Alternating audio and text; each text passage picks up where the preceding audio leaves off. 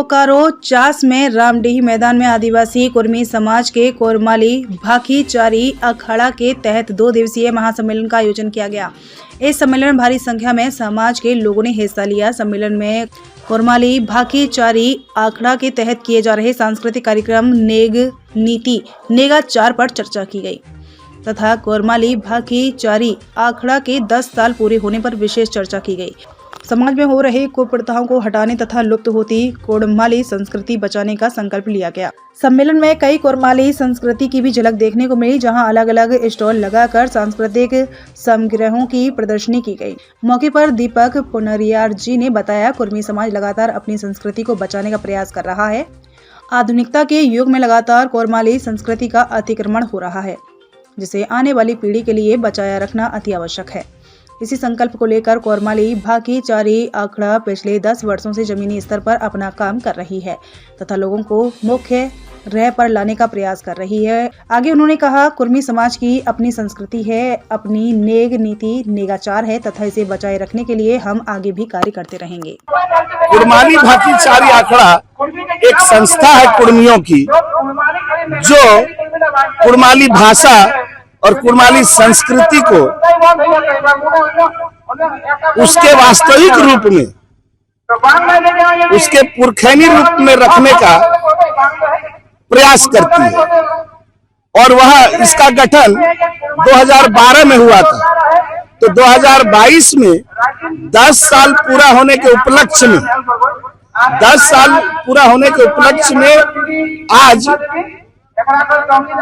राष्ट्रीय स्तर पर इसका सम्मेलन हो रहा है, अंतर्राज्यीय स्तर पर इसका सम्मेलन हो रहा है, क्योंकि हमारे कुर्मी जो है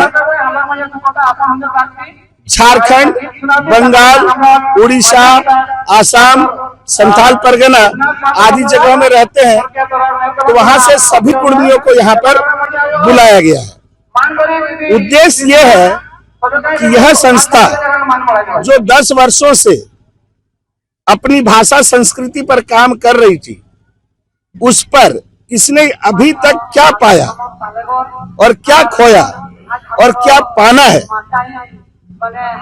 उसका समीक्षा करने हेतु सभी जिलों से, सभी ब्लॉक से, सभी राज्यों से अपने प्रतिनिधियों को बुलाया गया है और यहाँ पर सामूहिक बैठक करके और बात विचार करके आगे की रणनीति को बनाया जाएगा, ताकि कुर्माली भाषा और कुर्माली संस्कृति और खास करके इसकी नेगाचारी जो इसकी पहचान है, उसका ज्यादा से ज्यादा प्रसार हो। किन कार्यों को किया जाता है? देखिए, सबसे पहला बात है उसकी भाषा। तो राज्य सरकार जो है कक्षा 8 से लेकर 12वीं तक कुर्माली पढ़ने का अवसर दे रही है, जिसे हमारे बहुत से कम लोग जानते हैं।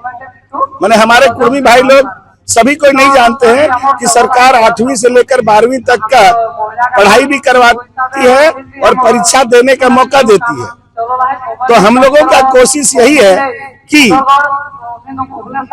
8वीं, 9वीं, 10वीं, 11वीं, 12वीं में हमारे कुर्मी छात्र कुर्माली भाषा में माने भाषा को रखें और उसमें वे अपनी परीक्षाएं दें।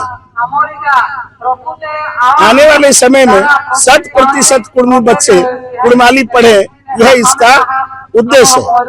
अब रह गई संस्कृति में, तो संस्कृति में इसका जो 12 मासे 13 पर्व है, तो कुर्माली भाकीचारी अखाड़ा यही चाहती है कि इसके पर्व जो गांव-गांव में मनाए जाते हैं, घर घर में मनाए जाते हैं, वे अपने पुरखैनी रीति रिवाज में हो और ज्यादा उत्साहपूर्ण ढंग से लोग, ज्यादा रुचि लेकर लोग इसको करें।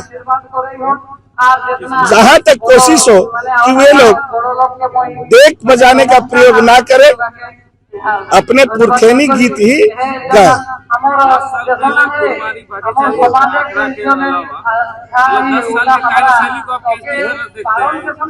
हाँ,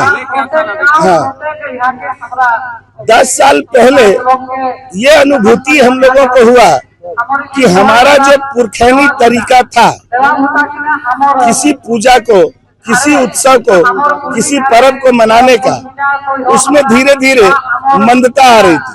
लोग धीरे धीरे छोड़ रहे थे, जैसे सोहराय को धीरे धीरे छोड़ रहे थे, टूसू को धीरे धीरे छोड़ रहे थे। करम और जितिया बरकरार था, लेकिन खास करके टूसू और सोहराय में धीरे धीरे ह्रास आ रहा था, जिसे कुड़माली भाकी चारई अखाड़ा के प्रयास से आगे बढ़ाने का बहुत अधिक प्रयास किया गया। इसके अलावा जो हाँ, नहीं, हम पुरोहित का विरोध नहीं करते हैं। हमारे पास अपने पुरोहित है, पुरखैनी पुरोहित है। जैसे आप जो हमारी नेगाचारी है, जिसको हम लोग नेगाचारी कहते हैं, नेगाचारी ही वास्तव में हमारी पूजन विधि है या पूजन पद्धति है। नेगाचारी में क्या होता है, किस पूजा को और किस पर्व को कौन करेगा यह पहले से तय है।